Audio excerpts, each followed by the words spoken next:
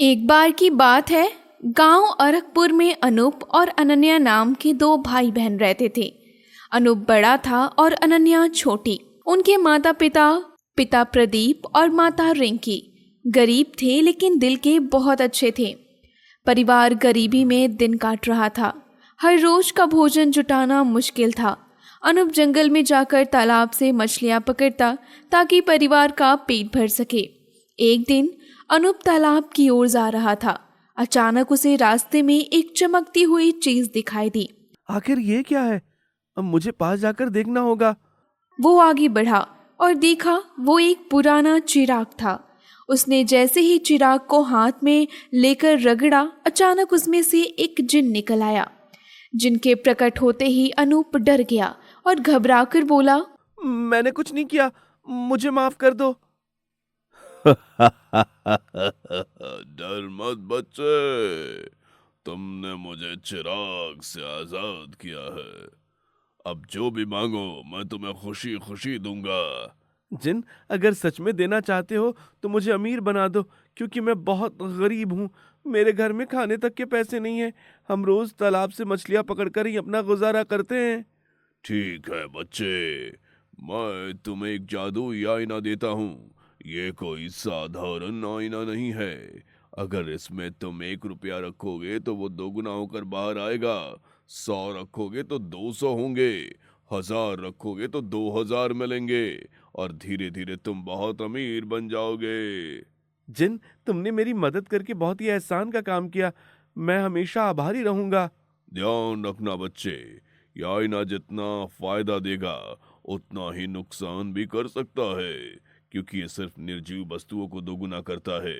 अगर कोई भी इसमें जीवित प्राणी, इंसान, बच्चा या जानवर सामने आया तो इसमें समा जाएगा और हमेशा के लिए खो जाएगा।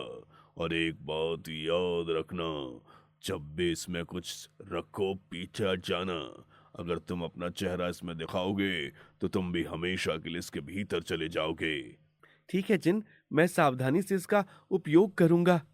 इसके बाद अनूप उस आईने को लेकर घर आया और धीरे धीरे पैसों को 2 गुना करके बहुत अमीर बन गया। अब उसके घर में खाने पीने की कोई कमी नहीं रही।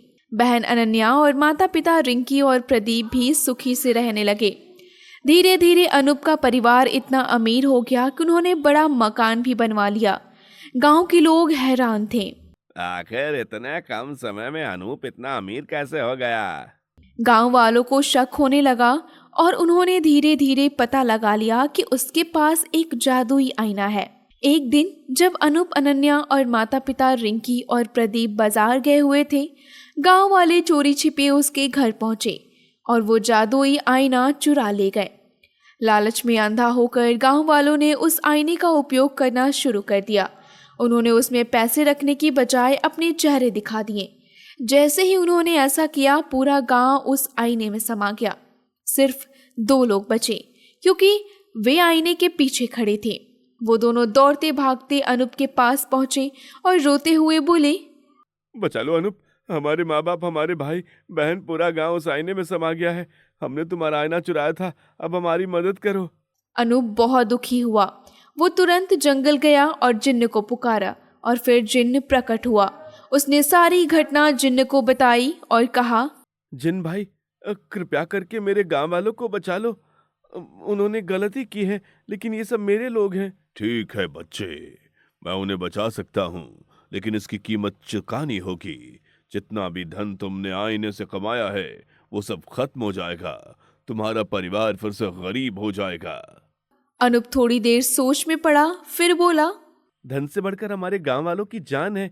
चाहे हम सब गरीब हो जाएं, पर आप सबकी जान बचा लीजिए। ठीक है बच्चे, तुम्हारा दिल बहुत बड़ा है। जिन्न ने जादू किया और सब गांव वाले वापस लौट आए। लेकिन अनूप और उसका परिवार फिर से पहले जैसा गरीब हो गया। अब उनके पास ना तो धन था, ना ही बड़ा घर। वे फिर से अपनी झोपड़ी में रहने लगे।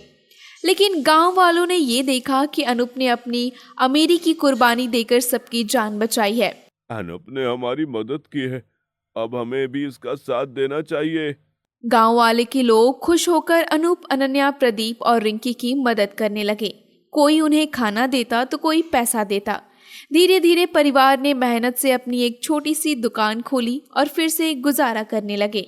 ये कहानी हमें ये सिखाती है कि लालच हमेशा बर्बादी लाता है, लेकिन इंसानियत और दूसरों की भलाई सबसे बड़ी दौलत है।